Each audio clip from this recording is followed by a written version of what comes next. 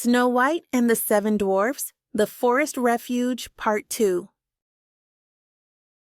Snow White was alone in the great dark forest, and she did not know what to do and where to go.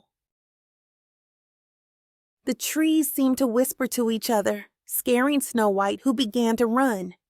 She ran over sharp stones, through thorns. And just as evening was about to fall, some little birds gathered around her and started to pull her scarf. She realized that they want to show her something. She started to follow the birds. Suddenly, she saw a strange little house and went inside for shelter with the birds. Inside the house, everything was small but tidy. There was a little table with a tidy white tablecloth and 7 little plates with food on it. Against the wall, there were 7 little beds, all in a row and covered with quilts. Snow White was so hungry. She ate a few vegetables and a little bread from each little plate, and from each little cup, she drank a little bit of milk. She was exhausted after wandering in the forest, so she lay down on one of the little beds and fell fast asleep. After the dark, the owners of the house, the 7 dwarves, returned home. They mined for gold in the mountains. The birds tried to wake up Snow White, but she was in a deep sleep.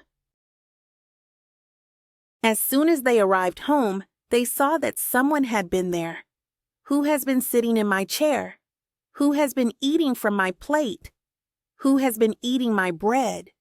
Who has been eating my vegetables? Who has been using my fork? Who has been drinking from my cup? But the 7th one, looking at his bed, found a beautiful girl lying there asleep. Someone is sleeping in my bed.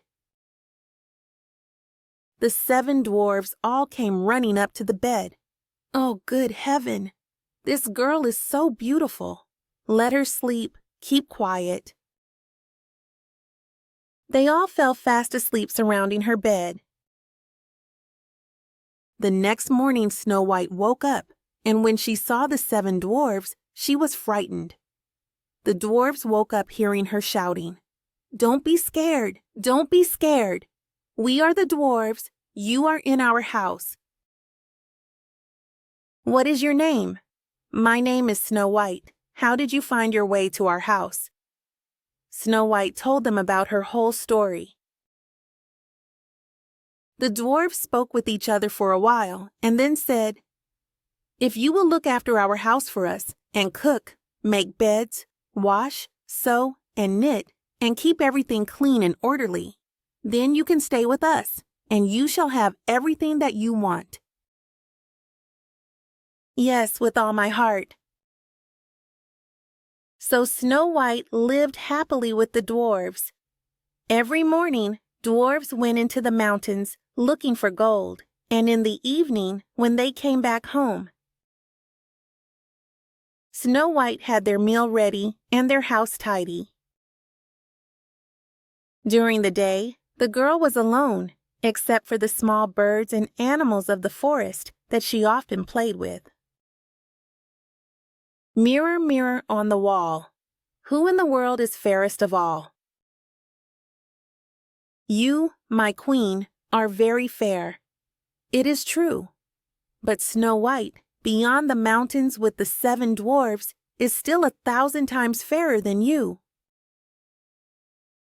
No! That white girl is still alive. The huntsman had fooled me. I'll teach him a lesson later, but for now, I have to kill the Snow White. But how? How? Tell me how. She realized that she had broken the mirror in anger. The queen thought and thought and thought again. How could she get rid of Snow White? At last, she thought of something. She went into her most secret room. No one else was allowed inside. There, she made a poisonous apple. The apple had been made so artfully that though it was poisonous, It looked beautiful and fresh from outside. Then, with her magic, she disguised herself as an old peddler woman.